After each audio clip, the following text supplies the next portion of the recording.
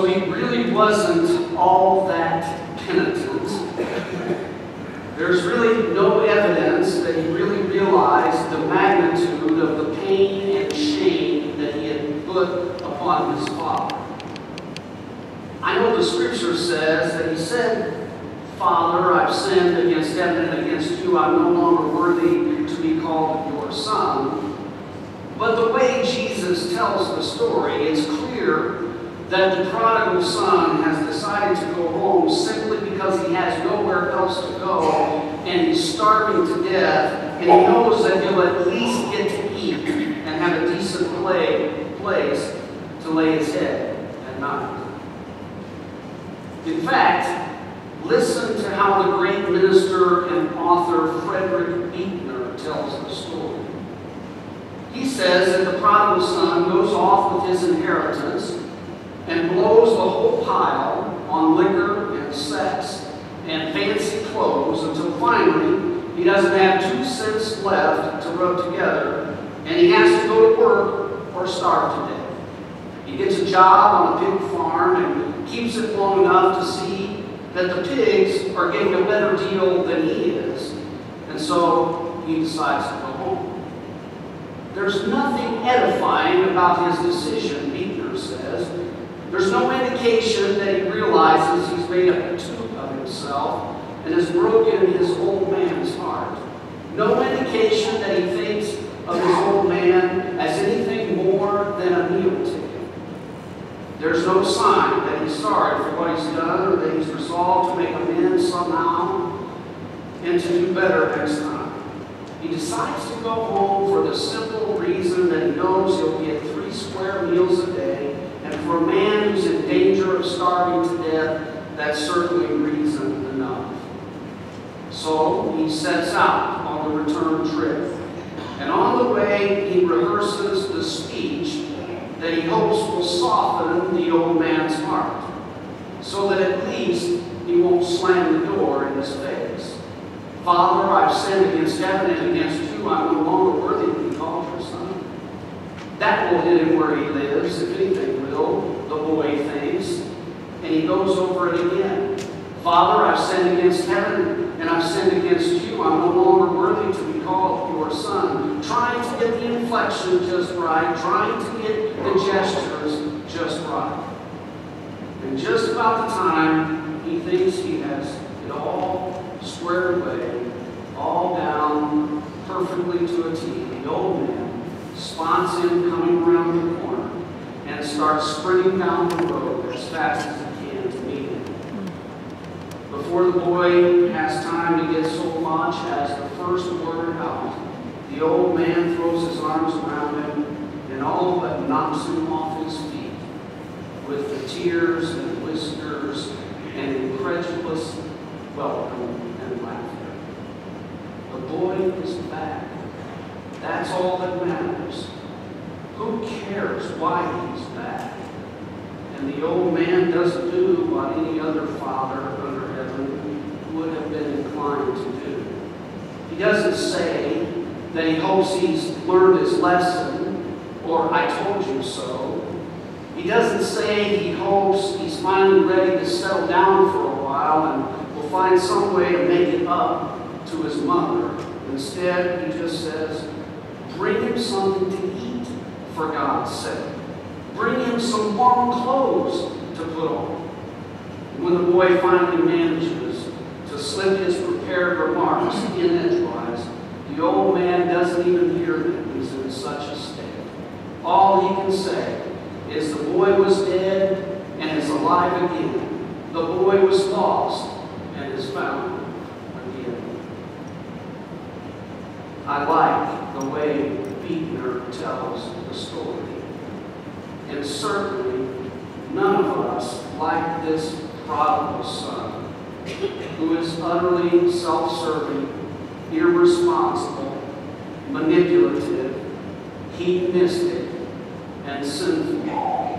He breaks just about every law in the book. From dishonoring his parents to being idolatrous through worshiping himself and his own self-gratification, to being ritually impure and profaning and prostituting himself.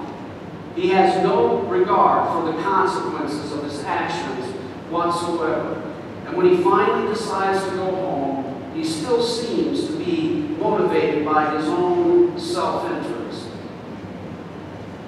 While few of us, of course, have squandered our lives so completely, all of us have nonetheless wandered and squandered plenty enough in our lives. And any time we have, God, like the loving Father in the story, hasn't hesitated to love us back into the family.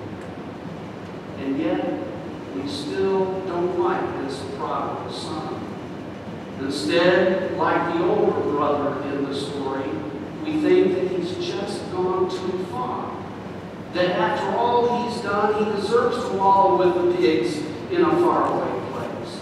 We parse out this sin and that sin, saying, well, I've done this, but I certainly have not done that.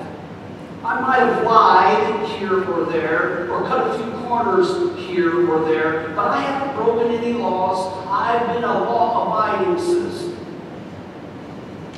We start putting conditions on forgiveness and reconciliation. If you do this thing or that thing, then absolutely, we'll forgive you.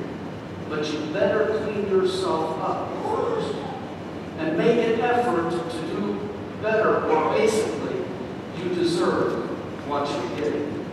You got to learn how to play by the same rules that the rest of us have had to play by. Some of us didn't start out with even half of what you started with, but we worked hard and we played by all the rules, and that's why we're where we are today.